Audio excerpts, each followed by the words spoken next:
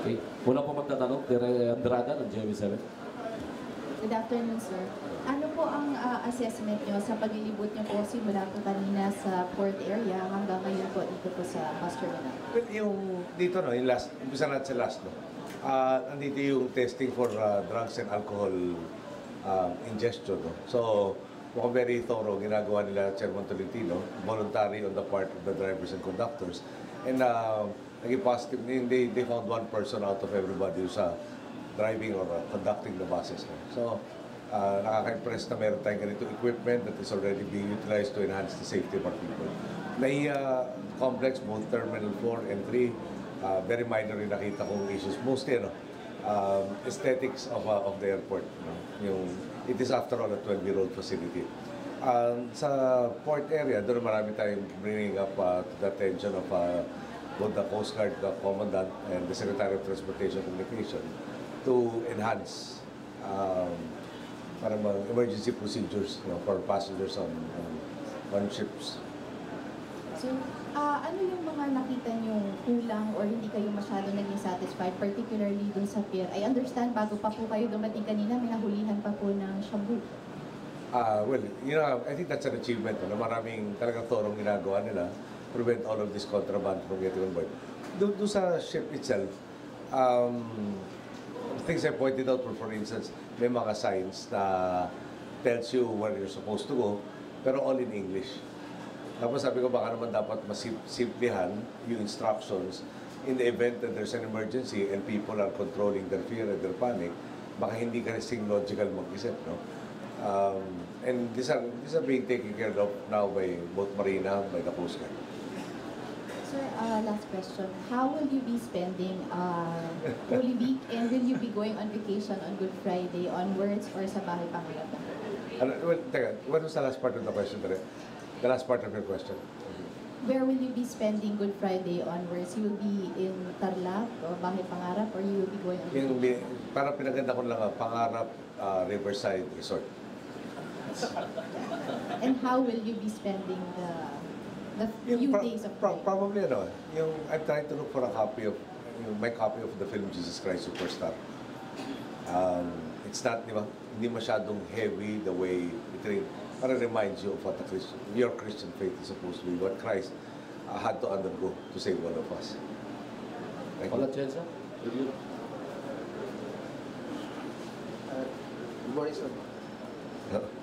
Sir, you have instructed Secretary of Energy on the Mindanao crisis. Nagsabit na ba siya ng contingency plan natin for Mindanao? Yung tandaan natin, parang when we went to Mindanao, marami, yung sinabi na nga natin doon na yung surplus is very, very small, 4 megawatts. Now, yung plants doon are normally big, from 100 to 300 and so forth. No? Pag nag-offline, and every year, more or less, lahat itong mga generating plants na to will have to go offline. May preventive maintenance. Okay? So, long-term yung problema. Dinatan natin, over-reliance on hydro, buwababa yung ating sources ng hydro doon because of yung pagsira ng mga watershed, siltation of the river systems, etc. Nadagdagan yung problema sa Mindanao ngayon dahil merong unscheduled stoppage for one of the generating plants. It's a part called the guide bearing. Ngayon yung guide bearing na yun has to be fabricated by the supplier. So parang April, marirectify ng buo yung issue na yan. So yung meron nakaschedule na preventive maintenance, kasi yun, biglang bumigay itong isa. Tapos 4 megawatts lang ang patakip mo sa lahat ng mga yun. Now, what are the intended plans? Yesterday, presented the Department of Energy a plan where we will assist the distribution utilities in purchasing generating sets. By 2015, we expect the problem to largely go away. Para maganda na ang surplus natin doon. Doon papasok yung mag-online yung mga tinatayong power plants ngayon. It takes between 3 to 4 years to set up the power plant.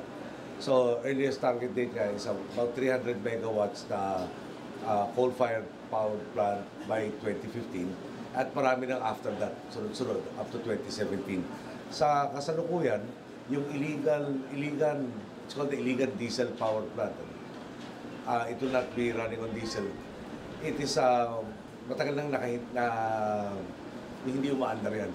So, pinaandar na, or pinapaandar na, inuunti-unti na ibabalik mo doon sa rated capacity niya. Dahil sa tagal nga, siyempre meron mga hindi na na-maintain na mga bagay dito, natapos na lahat ng requisitos ng gobyerno, yung mga may COA na issues, etc. So, magdadagdag yan ng less than 100 megawatts. Hindi ko maalala yung exact figure.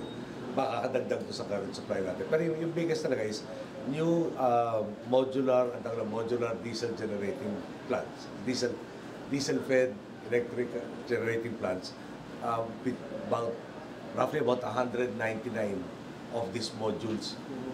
We are working out some details. Sa batas kasi sa IPIRA, NAPOCOR in particular, I understand, cannot purchase new generating equipment.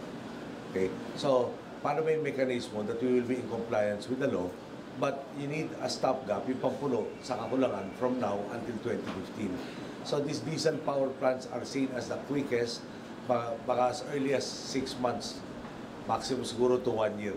Yung 1 year kasama na din yung 4 months sa procurement ng gobyerno. So, we're working on the mechanism, fine-tuning it, para madala itong distribution utilities, itong mga generators na to. So, that in turn will give us enough na talagang maibsan to large degree yung ating mga kakulangan sa kuryente sa Mindanao. Mga ilang months pa yan, sir, bago natin yung pagtsatsaga ng ating kababayan? There's 35 megawatts available of these diesel power plants already. Pero kailangan natin manigurado na in compliance tayo with all of the requisites of the law. And yung EPIRA was set up basically to privatize the electrical power industry. Yeah? Papasok ang gobyerno, parang there's a school of thought that says government can't purchase new generating. Ngayon, pwede natin pasukin siguro yung emergency, no, in the situation. There is an assurance that elections will not be affected. There will be power for all of these precincts so that they can transmit all of the results of the elections. Pero may shortage talaga. Dito ko, no, when I went to Mindanao, klaro, ang surplus, pag everybody running smoothly, 4 megawatts, which is nothing. The minute may isang planta ang magsara, wala na yung 4 megawatts, malaki na ang deficit mo. Ngayon, meron naka-regular schedule maintenance, tapos meron pang unscheduled na stoppage. Pero lahat ng magagawa natin, ginagawa ngayon, like Iligan nga, is finally back online. Matagal na hindi bumagana yan. Medyo substantial. Once, it takes about, sorry, I'm relying on memory, pero something like 5 months 5 to 6 months bago maabot ulit yung dati niya rated. Sir, last na lang. Mas makabubuti, i-declare natin ng may state of emergency sa Mindanao when it comes to the power crisis. Yung state of emergency will only help in terms of yung baka mas papadali yung procurement. Ngayon, ayaw naman natin madaliin sobra na baka nagkaroon na shortcut sa batas, tapos sabihin ng COA, hindi pwede lahat yan. Balik na naman tayo sa wala. Gusto na natin from the start, pag dineploy yan, talagang sumusunod sa lahat ng mga alituntunin, lahat ng patakaran, lahat ng batas. Para pag naranasan na, hindi naman mawawala kagad. Ngayon, tataas ang kuryente. Yun ang inevitable yan. I-blend mo yung galing sa hydro, na kumbaga, di ba wala ka ng fuel, hindi natin tubig na yun. Pero pandagdag, diesel. Yung diesel may gastos. So yung kuryente, tataas sa Mindanao because ang choice is, tataas ang kuryente or walang kuryente. And yung karamihan naman nakausap namin understood na kailangan tumaas at tanggap nila yung tataas. Yung kesa raw sa wala. Hindi po magtatanong. Raymond Tirasa, Bongo Radio. Magandang tanghali, Mr. President. Meron po kasi isang alagad si Congressman Marcoleta. Meron po sinasabi dun sa pag-veto ninyo ng yung Magna Carta of the Poor, wherein he said that you should have just strike down yung provision which you are questioning rather than vetoing the whole law. Ano po ang sabi ninyo dito, Mr. President? Maganda sana kung pwede yun. Pero ayon sa saligang batas, dapat sana alam ni Congressman Marcoleta kung sinabi nga niya yun. Dahil membro siya ng legislatura, third termer na siya, under Article 6, which is the legislature, Section 27, Subsection 2. And hintay lang natin matapos yung serena. Okay. One more time. And ito yung Constitution, Article 6, which is the legislature, at lalo pa niya nilakasan.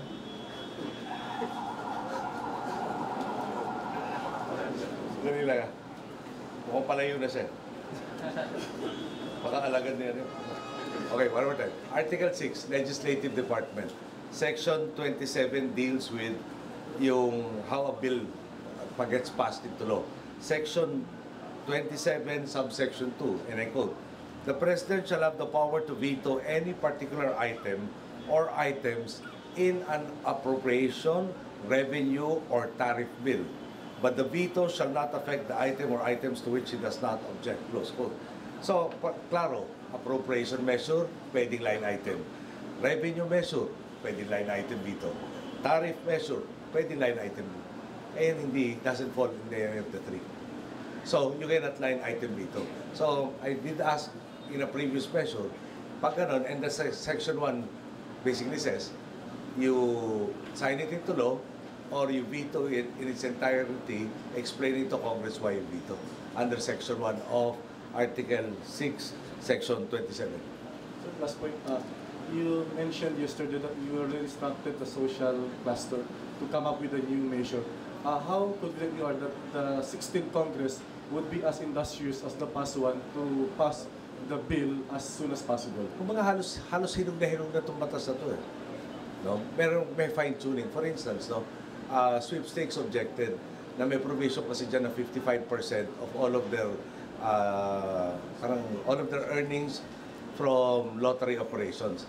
Sagot ng PCSO, 55% of what they take in, they pay out as prizes. So how can they give 50% towards this fund? Yung DAR naman funded nung sequestered properties at saka proceeds. May batas na nagsasabi na nagbigay sa agrarian reform nitong funding na to. Now, yung mga abogado, at ako hindi abogado, sabi, hindi ka pwede mag-amend na para bang na hindi nakatukoy doon sa inaamyendahan mong batas. Hindi pwede, parang parte lang to na ibang batas sa subsequently inamend yung dating provision. Pero doon may debate rin dahil may repealing clause, etc. Basta, in short, ang hinahabol lang natin, no, kanina kausap ko ni Secretary of Bad, assuming 3 trillion doon sa 5, no, at ina-assume lang natin itong current projects na to will suffice to give the rights on the 5 categories. Yung 3 trillion, also has a 10% para administrative fee. Yung pupuntahan ng tao para mag-process na application para doon sa bahay. No? Yung magsusupervise ng construction ng bahay, yung bibili ng pagkain, yung magdi-distribute ng pagkain, etc. So roughly mga 10% para ipatupad yung mga programa yan. So 3 trillion plus roughly about 300 billion just to administer. Mas babalik tayo, ang budget natin is 2 trillion. Thank you, sir. Okay. Thank you, Mr. President. At maraming salamat sa mga kasama sa meeting.